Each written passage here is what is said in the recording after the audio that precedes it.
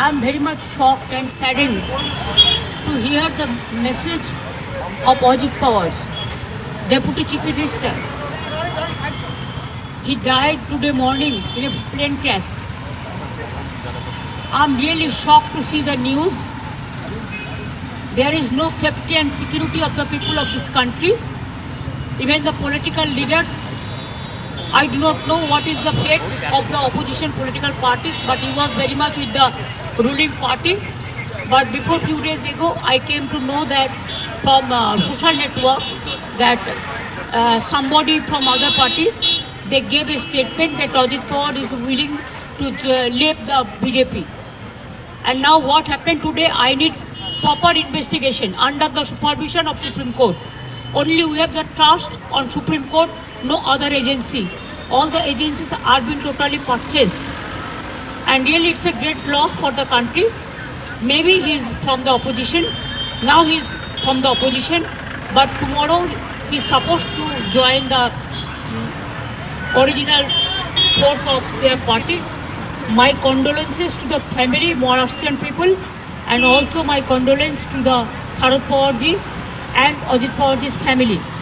And for that reason, I am so shocked. So we cancelled our daily program today, but we will decide it tomorrow. নিম্ন রুচির কথা বলে উনি রাজনীতির বাইরে নিজের স্বার্থের বাইরে কখনো বেরোতে পারলেন না। দুর্ভাগ্যজনক ইনাকেই আমরা 11 সালে মুখ্যমন্ত্রী চেয়ারে বসিয়েছিলাম। লজ্জা, বাংলার গর্ব মমতা নয়, বাংলার লজ্জা মমতা। এই ধরনের কথা আজকের দিনে মন্তব্য করার মধ্য দিয়ে উনার সংকীর্ণতা এবং উনি যে রাজনীতির বাইরে নিজের স্বার্থের বাইরে কিছু ভাবেন না, এটাতে প্রমাণিত। উনি সুপ্রিম কোর্টে যান, এসব কথার উত্তর মহারাষ্ট্রে প্রতিষ্ঠিত পাওয়ার ফ্যামিলি দিয়ে দিবে। আমাদের এগুলো নিয়ে মন্তব্য করার কোনো দরকার নেই। এই উত্তরগুলো সব দেবেন্দ্র ফডনবিস দিয়ে দিবে, আমাকে উত্তর দেওয়ার দরকার নেই। আর আমি পশ্চিমবাংলার মুখ্যমন্ত্রী, আমি বিরোধী দলনেতা হিসেবে বলছি, আপনার যদি ক্ষমতা থাকে আপনি সুপ্রিম কোর্টে যান। আমি তো আপনাকে নোটিশ করেছিলাম পেন ড্রাইভ দেখানোর জন্য, দেখাতে পারেননি। সকাল থেকে রাত্রি মোদিজির আতঙ্ক, বিজেপির আতঙ্ক, ক্ষমতা চলে যাওয়ার আতঙ্কে ভুগছেন বলে উনি যেখানে যা পারছেন বলছেন। মহারাষ্ট্রের উপমুখ্যমন্ত্রীর মৃত্যুর ঘটনায় সুপ্রিম কোর্টের তত্ত্বাবধানে যে তদন্ত চেয়েছেন মুখ্যমন্ত্রী, তাকেই আক্রমণ করেছেন রাজ্যের বিরোধী দলনেতা শুভেন্দু অধিকারী। আমি আরেকবার আপনাদের সামনে এআই ভিডিও মারফত তুলে ধরার চেষ্টা করছি ঠিক সেই সময় কি ঘটনা ঘটে থাকতে পারে। এখন প্রশ্ন হচ্ছে ঠিক কি ধরনের যান্ত্রিক ত্রুটি ধরা পড়েছিল, সেইগুলো তদন্তের মধ্যে দিয়ে উঠে আসার সম্ভাবনা। কিন্তু যে ঘটনা ঘটেছে, আজকে সকাল 8টা নাগাদ মুম্বাই থেকে বিমানে রওনা দেন বারামতির উদ্দেশ্যে মহারাষ্ট্রের উপমুখ্যমন্ত্রী। 8:45 নাগাদ দুর্ঘটনার মধ্যে পড়ে এই বিমান, যেখানে অজিত পাওয়ার ছিলেন এবং তার সঙ্গে থাকা আরও যে 4 জন, তাদের প্রত্যেকের মৃত্যু হয়েছে।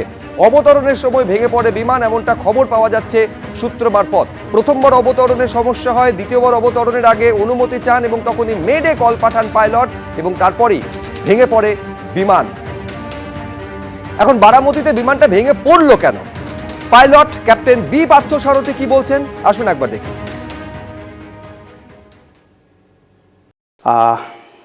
যেটা হয় ইমার্জেন্সিতে, কন্ট্রোলেবল ইমার্জেন্সি হলে সেখানে বিশেষ করে এক্সপিরিয়েন্স পাইলট যারা থাকে, তাই এয়ারক্রাফটে কো পাইলট অ্যান্ড কমান্ডার্স থাকে।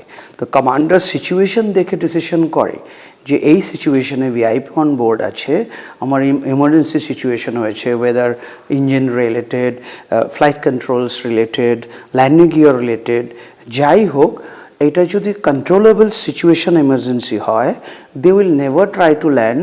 বারামতির রানওয়ে তো ছোটো রানওয়ে, ওখানে ফায়ার ফাইটিং ক্যাটেগরি স্ট্যান্ডার্ড থাকবে না।